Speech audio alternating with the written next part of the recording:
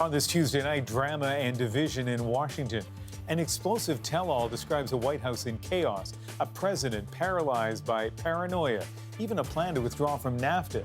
This as a battle over a Supreme Court nomination turns ugly. We'll look at how it's all overshadowing some pretty serious issues. Also tonight, the backlash against a Nike ad featuring Colin Kaepernick. Is the ad a political statement, savvy marketing, or both? And what to do about people crossing the border into Canada. That has ignited a fiery debate on all sides. So we'll cut through the spin with answers to your questions in a national conversation. This is The National.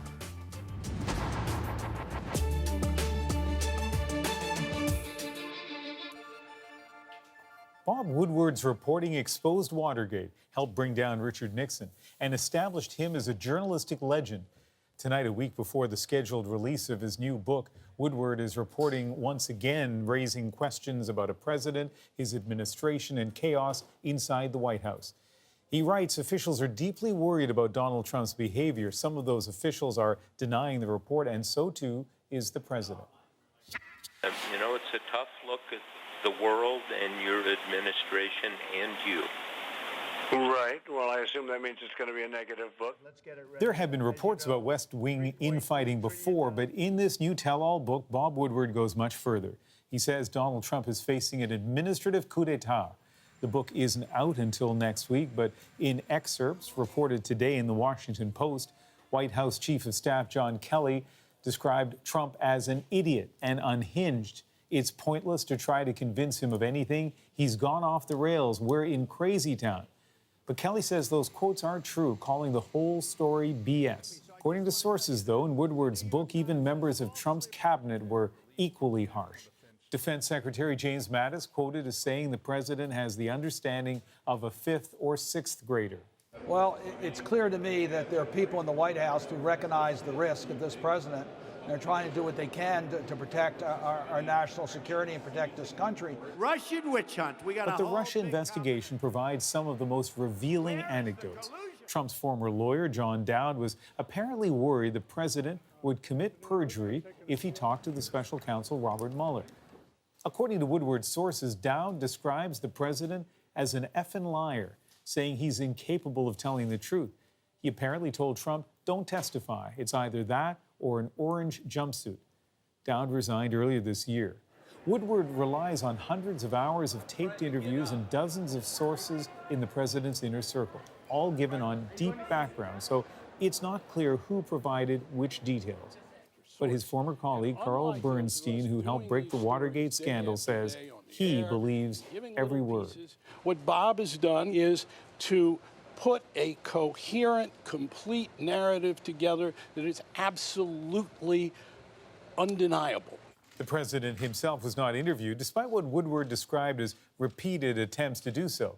And tonight, Trump fired back on Twitter. Their quotes were made-up frauds, a con on the public. Likewise, other stories and quotes.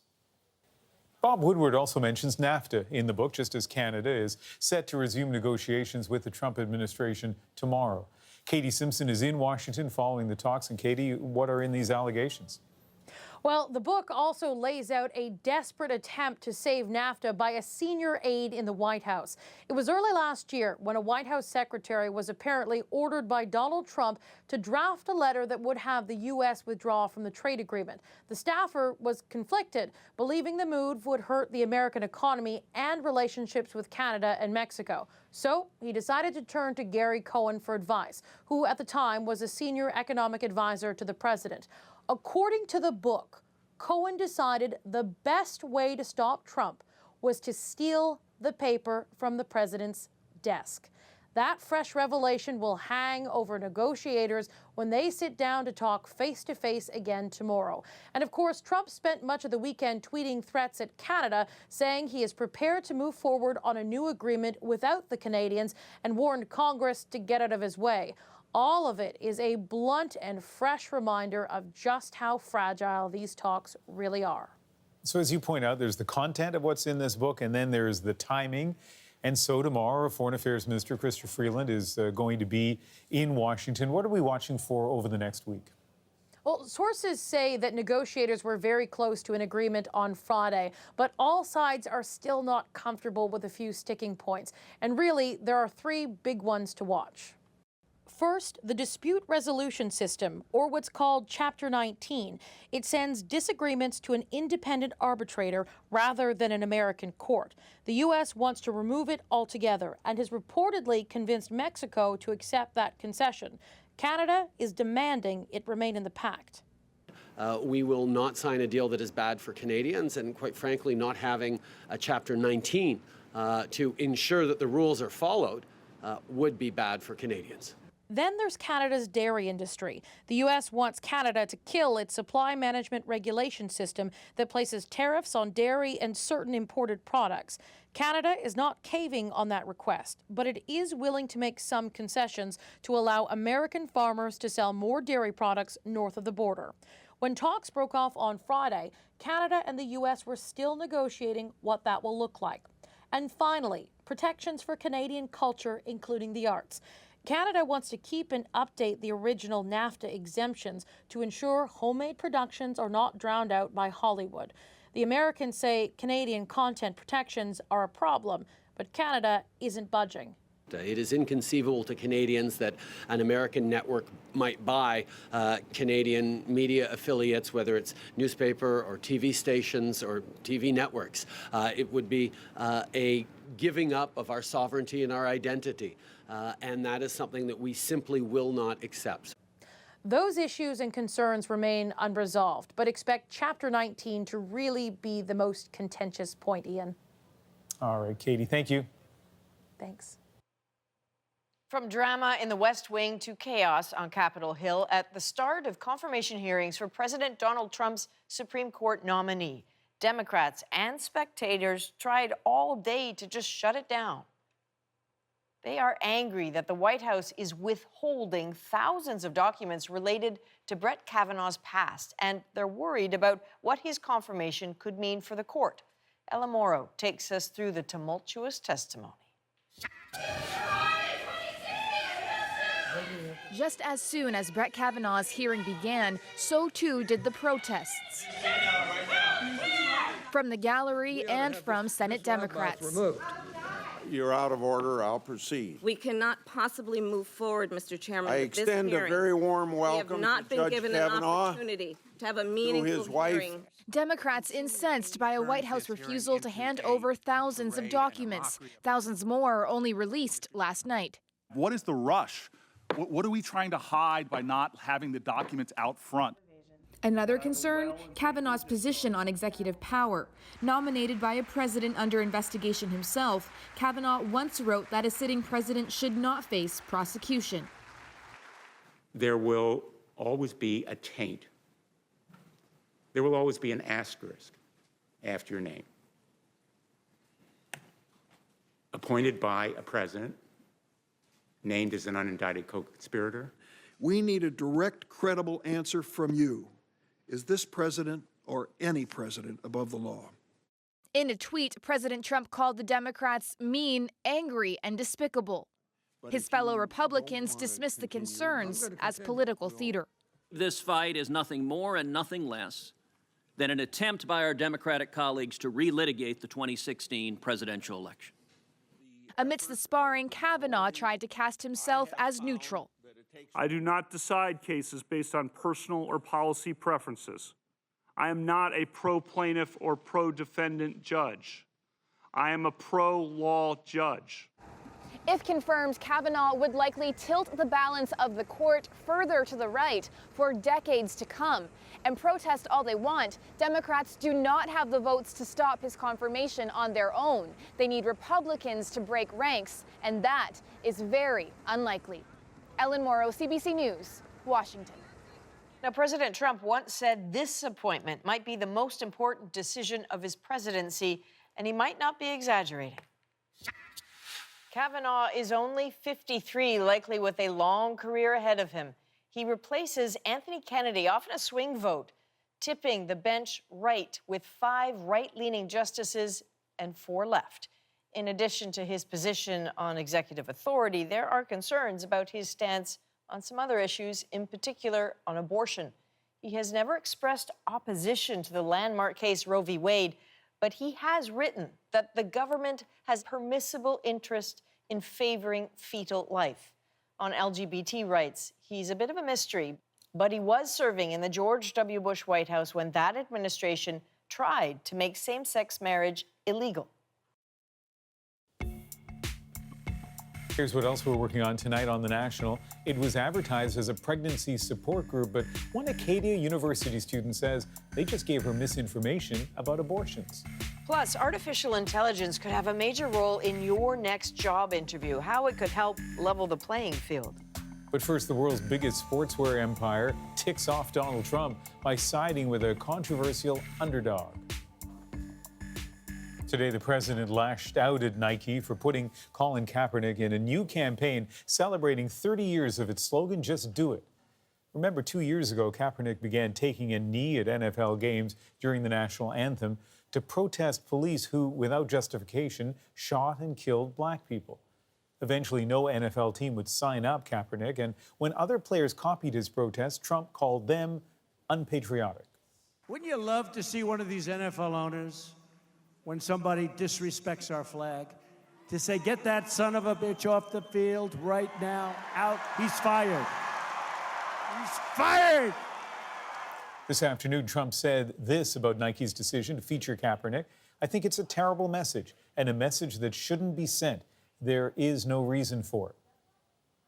Clearly, though, Nike thinks otherwise. David Common tells us why the company is willing, even eager, to leap into controversy.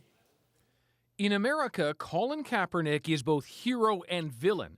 Believe in something, the ad reads, even if it means sacrificing everything. As Nike celebrates Just Do It, some might ask why do it? Why align with such a controversial and divisive figure? Marketing that's good should provoke. David Soberman is a marketing professor. Rarely have we had an example where such a prominent company has taken a position that's so clearly political. So in that way, it's innovative and it's different. There are those, mind you, who see it differently. Just stay out of politics. There's enough going on in politics. We don't need it in sports. Sorry, Nike. I've been buying you for the past 20 plus years. Not anymore. And online, those who vow never to buy another Nike product. The company, of course, would have tested the Kaepernick idea, betting now they'll gain more customers than they'll lose. I think that that's fantastic, and I think that, I support Nike in making that decision. Would someone like you be more likely or less likely to buy their product because they put Colin Kaepernick in an ad? More likely. All this puts the NFL in an even tighter spot. Accused of blackballing Kaepernick, today the league released a statement saying his social justice issues deserve our attention and action. Not much the NFL could do now anyway. Nike is locked in to clothe their players for game day through 2028. And Puma and Adidas were reportedly after Kaepernick if Nike didn't hold on to him. Speaking of gear, Kaepernick's jersey was already a superseller, tens of thousands last year, and the only one in the top 50 of sales for a player without a team. That tells you something. There's money connected to the name. Because what's going on in the States now is so important, such a politicized environment, the ability for your product to become a badge saying, hey, I support Black Lives Matter is actually pretty important. Indeed, the play here may not be to make a political statement, but to find the profit in amplifying one. Yes, Nike stock did take a hit today, dropping to its value of just a month ago. Markets, though, don't like risk, and this is a big one. But it's almost certainly backed by research that this will work. David Common, CBC News, Toronto. To Nova Scotia now, and another social issue that tends to divide. A student is speaking out about her experience on campus as she tried to get information on pregnancy and abortion. Kayla Hounsell has her story and the action it sparked.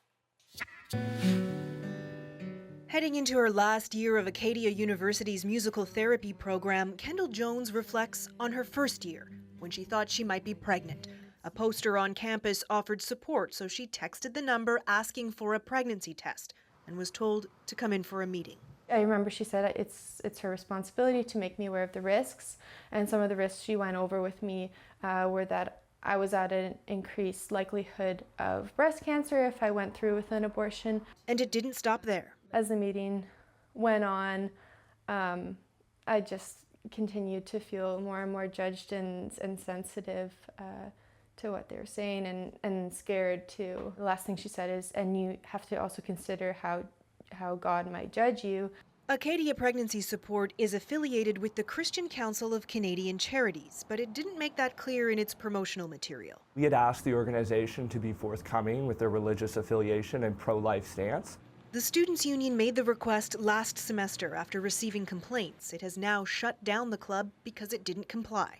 Acadia Pregnancy Support was run by the Valley Care Pregnancy Center here in Kentville. Its executive director, Bill Davenport, declined an interview, saying CBC's reporting is misleading. He refused to say what information is incorrect, calling the story a smear campaign, before abruptly hanging up.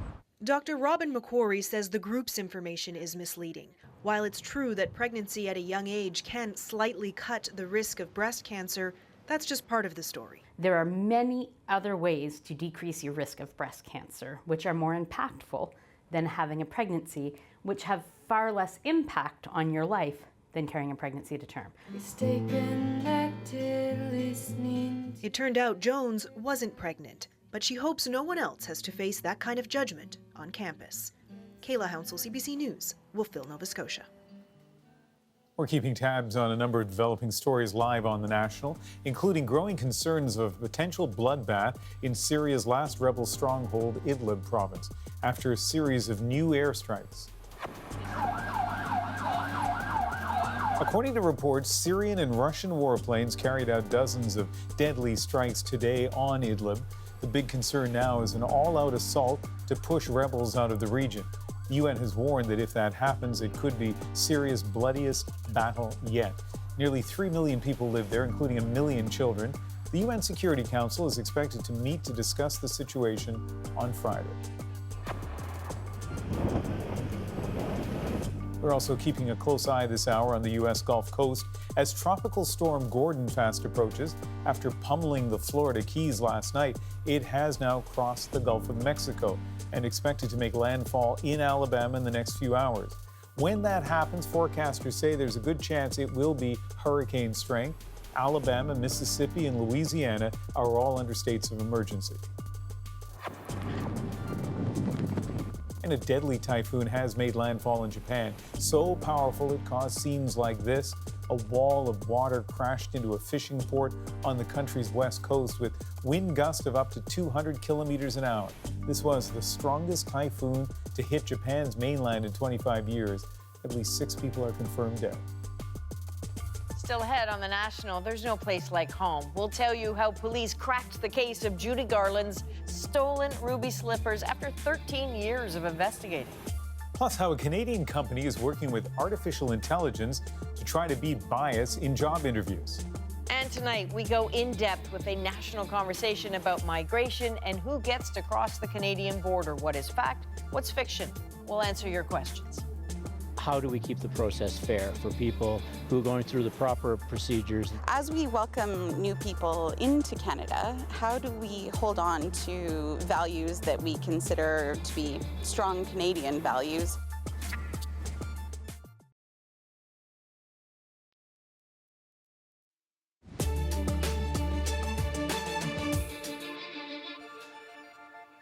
If you're in the market for a job, your next interview might be done by a machine. Artificial intelligence promises to save companies time, money, and potentially be more fair than humans.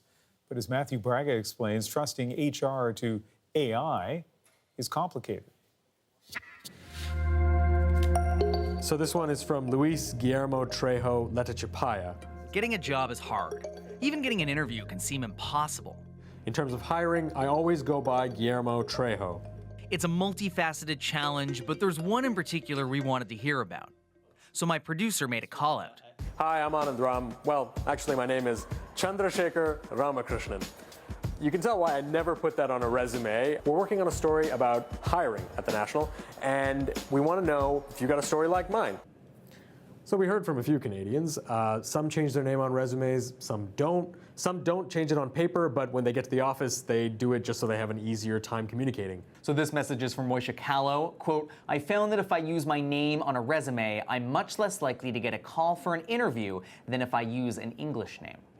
Yeah, this one's from Anjana Kipfer. That's her husband's last name. Back in the day, I sent tons of resumes as Ghosh Dastidar, and most of the time, crickets.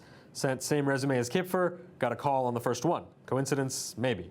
Sure, but there is Canadian research that suggests that maybe it's not a coincidence and that names do matter. Yeah, I mean, take a look at you and me. We went to the same school, have the same degree, but that Canadian research suggests that a Matthew is 39% more likely to get a call back than a Chandrasekhar. And just that one bias, names on a resume, was why a Toronto software company called Naukri was founded. I was extremely broke and I would apply to hundreds of positions and I just wouldn't hear back. And I said, hey, Johnzip, maybe you might want to try changing your name on your resume to Jason. I changed up my name to Jason for a couple of the resumes, to Jay, Jamal, just try to test it out. And within 4 weeks, I got a job. But having to change his name in the first place, well, that didn't sit well with Ansari. He co-founded Naukri with a goal to reduce human bias in the hiring process so that no one else would be overlooked for something as irrelevant as a name. And not just a name, but race, gender, ethnicity, and sexuality too. I'm interested in consulting because of... When you apply for a job with a company that uses Naukri software, you're asked to record yourself answering a few short questions. That's where artificial intelligence comes in. We're essentially assessing verbal and nonverbal communication skills. We're taking a look at emotion, tonality, and speech, and exactly that relevance of that response as well. Naukri uses facial recognition as well as speech and language analysis. The algorithms look at several thousand data points to evaluate traits such as empathy, confidence, and a willingness to collaborate, what psychologists say can be predictors of a person's success. The algorithms score each candidate's performance, and employers get a short list of the most highly ranked. No names, no faces. Naukri says employees see 17% more candidates of color and 6% more women on average when compared to their previous hiring practice. It's an improvement, but some are skeptical that we can use AI reliably in this way. It seems very pernicious to me, I think, to expect the signals we affect with our face being somehow a reliable indicator of some fundamental human truth about our competencies and capabilities. This is Solon Barakis. He studies fairness and accountability in AI-assisted decision-making, and for good reason. What is commonly believed is that by just automating some process, somehow you've now just eliminated the source of possible bias. But machine learning requires that you provide it with historical examples. The examples are going to probably feed forward many of the same kinds of biases that this system is ostensibly supposed to eliminate. We put that concern to Naukri. So what have you guys done to ensure that your own algorithms aren't also introducing their own bias as well in sort of that process? We made sure that A, we have a diverse team at Naukri, and secondly, is a diverse data set of race, gender, ethnicity, accents. And if the algorithm begins analyzing something that seems a little bit foreign or unfamiliar to it, it will red flag those videos so that a person can take a look at it. Naukri isn't the only company using AI in the hiring process, but even if the technology works as promised, it's only part of the puzzle. As for what happens after someone's been hired, are we ready to receive them? Are we ready to actually encourage them to succeed in the way that other people get to succeed? As an advocate for women in the science and tech sectors, Sadia Muzaffar worries that companies will try to use this software without having considered biases in their company's culture overall. Women, particularly, may be brought in as a result of this because somebody somewhere said we need to diversify our candidate pool. But have you done the work of, revising pay equity in the workplace where they're coming in? Have you done the work of making sure that if there are issues of abuse of power or sexual harassment, that there are policies in place where these women can go? All of these things are people things. That software is not going to help with that. To their credit, Naukri's co-founders say they understand, and that they're only interested in working with clients who get it too. There's no silver bullet. You know, you can't just onboard a whole bunch of technological solutions and say you've done your work. Even as a company, we have the long term in mind, right? If a customer comes to us and they just want these sound bites and they want to improve their metrics, those candidates that they end up hiring are going to eventually leave that organization anyways because they weren't in an inclusive environment that let them thrive. Matthew Braga, CBC News, Toronto. Still ahead on The National, we go in depth on Canada's border. Who gets in and what does it cost? The National Conversation is next. Plus, Prime Minister Trudeau takes the mic as we enter another round of pipeline politics. The court ruling indicated that we still have a little more work to do in those particular areas. That's exactly what we're looking at, what we need to do in order to get this project done the right way.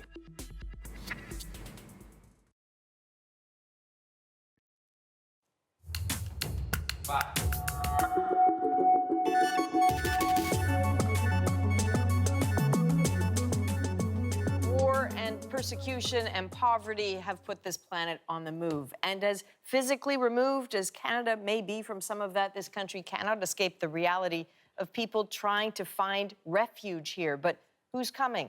How they're being treated is the sort of subject that sometimes draws far more heat than light here. It gets angry very fast. So we'll be tackling the matter of migration throughout the next few months. But who's fleeing? What are they running from? These are questions we need to answer. Tonight, though, in a national conversation, it is time to talk about one border in particular, Canada's. Is there a crisis in Canada right now? There is a challenge, but it is not a crisis. With Canada's border, there is rhetoric and reality. 2 years ago, the RCMP arrested 2,400 people crossing the border irregularly. So far this year, it's more than 12,000. You sure that you want the beginning of your life in Canada to start with? Definitely, yes. Some may think this is a matter of people sneaking in, but these people are looking to be found because once the RCMP puts them in handcuffs, the legal process of claiming asylum begins. But as claims pile up, so do some questions and some serious costs. The Parliamentary Budget Office says more than $270 million has been spent since early 2017. Mayors and premiers across Canada are asking Prime Minister Trudeau for help coping with the overburdened homeless shelters and food banks. There's an election next year, and it seems all sides are playing politics with migration.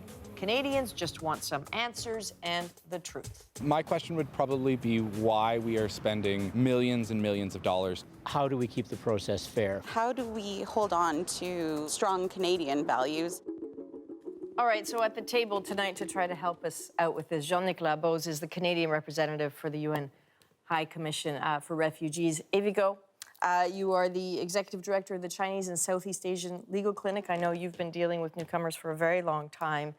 Raj Sharma, you have handled hundreds of cases with the Refugee Board. You're an immigration lawyer in Calgary right now, right? So I know you all know your stuff, which is why you're here. We need you to help us with some of this. Crucially, if we can start by talking about the language. It's so explosive in this country. The language is so loaded. So what are people talking about? Is it migrants? Is it refugees? Is it asylum seekers? Raj?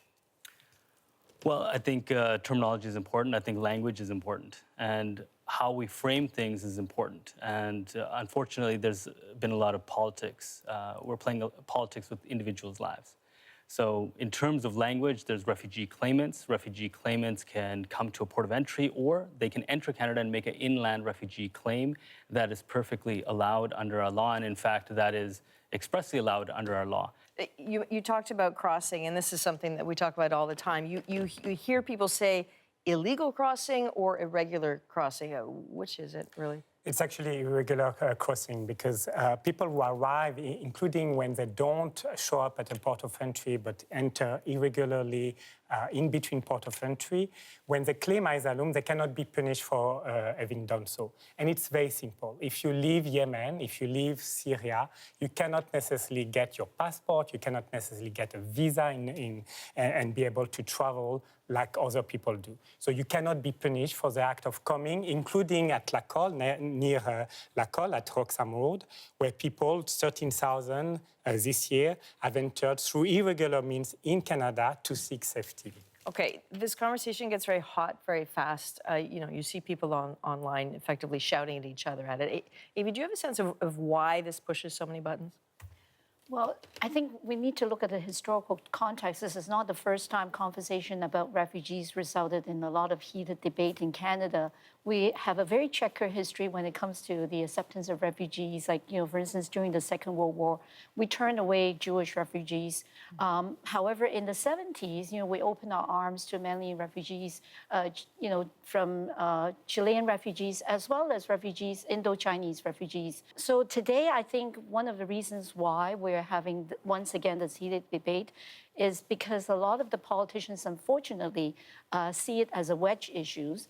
It doesn't help when we have a president in the United States making comments about, sort of refugees, in a very negative way. And even here in Canada, many of our politicians are also talking about refugees, as a way of making political gains, blaming them for all kinds of society ills that have been around for many, many years. And may have nothing to do with them at all. Exactly. Okay, so we want to go to, if I may for a second, because we want to hear some of the questions that people have. We have one question from Calgary. Let's have a listen to this. How do we keep the process fair for people who are going through the proper procedures and the proper route? I'm very pro-immigration, but I guess I am opposed to people who jump the queue. Okay, I want to add to that because the language in that is interesting. Is there actually a queue? Is there a queue? No, there is no queue for inland refugee claims. They are not jumping a queue. They're not displacing anyone else from any other queue. There is a processing for government-sponsored and private-sponsored refugees that is unaffected by inland refugee claims. At the end of the day, it's the Immigration and Refugee Board which will decide who should stay in Canada to be protected as a refugee or who is not entitled to the refugee protection and may have to depart the country. So there is no queue, but there is now a 55,000-strong backlog at the Immigration Refugee Board. That has to be dealt with and could take a long time. All right, let's go to another question here from Toronto. This is one we hear all the time. Is the government vetting them very carefully for the two specific things? One, their dire need, their true justified dire need to actually leave the situation they're in, and their safety, their background, whether or not they have any grudges or things that could be dangerous for Canada. Okay, Avi, you see these people all the time. What is the vetting? What's happening? I'll deal with the needs issue because I don't think our government is really actually responding truly to the needs of the refugees. They are not eligible for many of the benefits that are being granted to either convention refugees or immigrants or citizens. In fact, we're not actually providing for the needs of the refugees, particularly those who are making inland claims. What about the vetting, though? Having said that, I go to Lacolle, to Roxham Road every other month, and I can reassure everyone that the RCMP is there. They apprehend the asylum seeker who cross irregularly. They do a background check, security-wise. They check Interpol database. They check their own database with some friendly country as well. And it's only when they have the guarantee that the person is not a threat for the Canadian citizens that they will release this person. Actually, there is less than 1% of the people who enter irregularly who are being arrested on suspicion of criminality. Okay, so you brought up the numbers question. This is a big one. We have a question here from Facebook.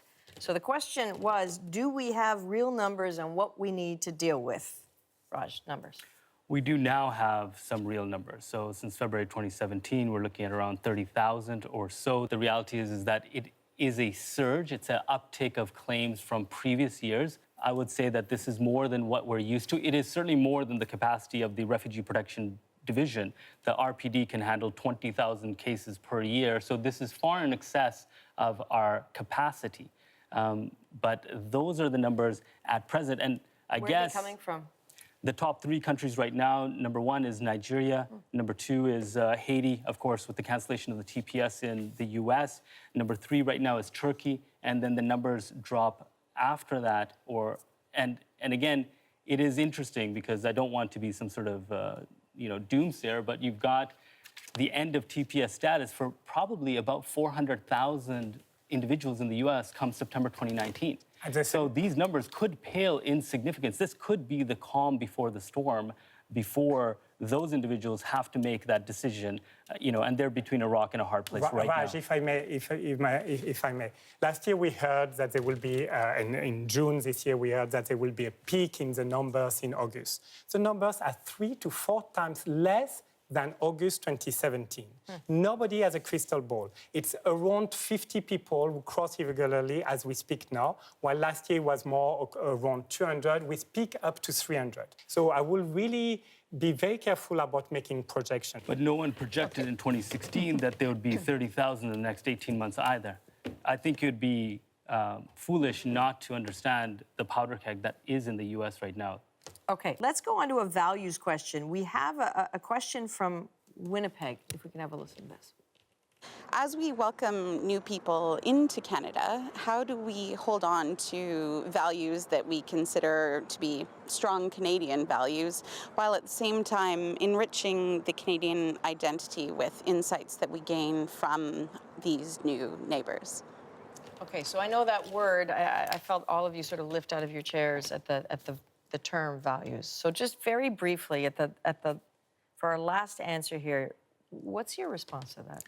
Canadians should be extremely proud of the way the authorities and the civil society are reacting to this slight increase of people coming to Canada to seek safety. Part of the Canadian values is to welcome those who are fearing for their life, for the life of their children. And I think it's proven once again that Canadians are standing up, like the Bangladeshi, like the Ugandans are standing up for their brothers and sisters. And I shall just leave the auditors with one last number. Canada received 0.2% of the total numbers of refugees. So I think globally. Okay, Avi? As a Canadian, I believe that our values include welcoming opening our border to people who are in need, as well as at the same time accepting immigrants who can help our country grow. Refugees are part of that population that will help us prosper in the long run. And I also believe in equality. And I don't think that by welcoming more people will somehow diminish our commitment to equality. In fact, it will help us open our minds and our perspectives to understanding the different views and life stories and experiences of different from all over the world. And that will make us stronger. Raj, last word, briefly. I think the U.S. has abdicated its values that's inscribed in the Statue of Liberty. And I think it's up to Canada to now shoulder part of that burden. And I think that we will. And that's part of our values.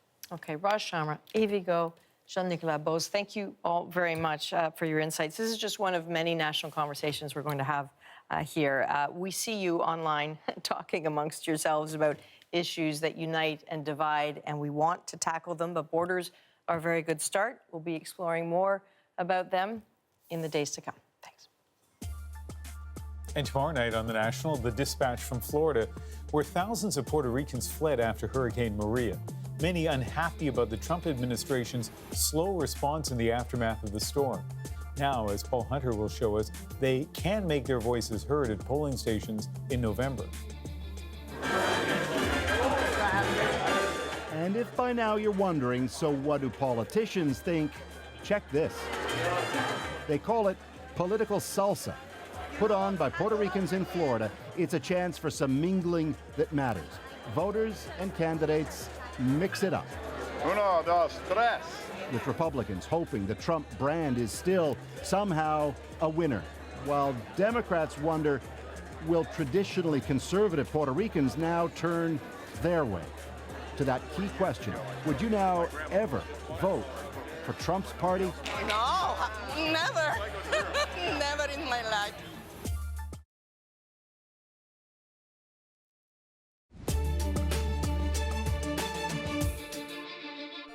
This government is abusing its legislative power and using students for political gain. Tonight on The National, one of Ontario's largest teachers' unions says it's taking legal action against Doug Ford's government over its decision to repeal a modernized version of the sex education curriculum. The union is seeking an injunction to keep the updated curriculum in place. Ford's government had warned of consequences for any teachers who don't comply. In Los Angeles today, news that Kevin Spacey won't be facing charges for a 1992 sexual assault allegation. The reason? Too much time has passed. The 1992 accusation falls outside California's statute of limitations. Spacey still faces a second assault allegation in that state. He's also being investigated in the UK after several men came forward with claims. And an incredible twist in the investigation of an air leak aboard the International Space Station. Russian officials are now reportedly looking into whether it was an act of sabotage. And according to media reports, the head of Russia's space agency says it appears to have been made by a drill, and it's not clear whether it happened on the ground or in space. Crews detected the leak last week after noticing a drop in air pressure on board. The hole has since been patched up with tape. Prime Minister Trudeau will meet with Alberta Premier Rachel Notley tomorrow. She's hoping to ask him about the future of the Trans Mountain Pipeline project, which is currently in legal limbo. As Tom Perry tells us, Notley is not the only one looking for answers. Pipeline politics are back. Unbelievable. The opposition demanding answers on the Trans Mountain Pipeline expansion. We are all the shareholders of this monstrous liberal boondoggle. The Federal Court of Appeal last week overturned Ottawa's approval of Trans Mountain. It came after the federal government agreed to buy the project for $4.5 billion. I will move my motion. The Conservatives today called on the federal finance minister and natural resources minister to appear before the committee and explain what comes next. But Liberals on the committee voted that down. There being no other business on the agenda, this meeting is adjourned. Thank you very much, everybody. Reaction from the opposition was as swift as it was predictable. Wow. So it is utterly outrageous that the Prime Minister has clearly sent the Liberals into committee today to deny Canadians the opportunity to hear about their plan for the Trans Mountain expansion. In BC today, Prime Minister Justin Trudeau said the court ruling means the government has more work to do, but he once again underlined the importance of the project. Being a prisoner to the United States for our resource exports, knowing that right now we only have one market, the U.S., for our oil exports, is simply not a wise strategy for Canadians moving forward. How Trudeau plans to break Canada out of that U.S. prison in the wake of last week's court ruling still isn't clear. All the government is saying so far is that it's considering all options. Tom Perry, CBC News, Ottawa. Still ahead on the National, our moment of the day, cracking a 13-year-old cold case, the stolen slippers, ruby slippers. We're here today to share with you the recovery of one of the most significant and cherished pieces of movie memorabilia in American history.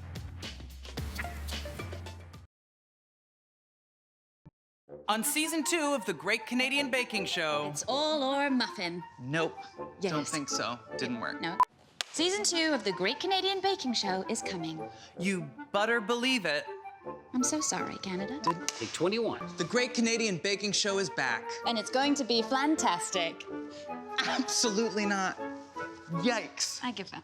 The Great Canadian Baking Show returns this September on CBC. Fantastic. Presented with Robinhood. The magic's in the making. It starts with an idea. That light bulb moment. Will I like your idea? Will I put my money on you? You said I will. I want to say I'm in. Dragon's Den returns September 20th on CBC. Presented by Canada Post. They may be the most recognizable shoes in the world. Just click them together 3 times. It could take you back over the rainbow. Judy Garland's ruby red slippers from the 1939 film The Wizard of Oz, stolen 13 years ago. Well, today, the FBI, of all people, revealed it has finally tracked them down. And for those slippers, well, there's no place like home. Here's our moment of the day. They're gone! The ruby slippers! What have you done with them? That is the question police have been asking for the last 13 years, ever since the slippers vanished in the middle of the night from the Judy Garland Museum in her hometown of Grand Rapids, Minnesota. A theft so brazen and so mysterious, it was featured on the Discovery Channel's Expedition Unknown. So then they just stroll right over here. They got nothing to worry about. They smashed this thing open, they grabbed the slippers, and they're out the door, man. This didn't take 45 seconds. Investigators followed a lot of leads over the years. Everything from they are nailed to a wall in a roadside diner in Missouri to I was with my boyfriend when he threw them into a water-filled iron ore pit. But the big break came last year after someone tried to extort the company that insures those precious slippers. That led undercover cops to Minneapolis and a sting that revealed... Under the rainbow. The 80-year-old slippers. The next step, pardon the pun, making sure they're legit. There are 3 other original pairs. One is kept at the Smithsonian, so the recovered shoes were taken there for comparison, and they're a match. Tap your heels together 3 times. The FBI has a few suspects. No one's been arrested or charged. It is not clear what happens to the shoes now, but the Grand Rapids police chief said today he's just grateful they've been found. They're more than just a pair of shoes, the slippers. They're an enduring symbol of the power of belief. Well, this is a good story, a crime solved, or at least, the proceeds of it found. I don't know exactly what the end game was of the thieves. I don't understand stealing art or artifacts when you can never really share it with anybody. But anyway, back to its rightful owner, or on the way to its rightful owner. Right, and I know we both like mysteries here. So here's the deal. The burglars went in through the back door. The alarm did not sound, very suspicious. The museum was unlocked, odd. No fingerprints, just a single red sequin was left behind. So they have some more digging to do. That is The National for September the 4th.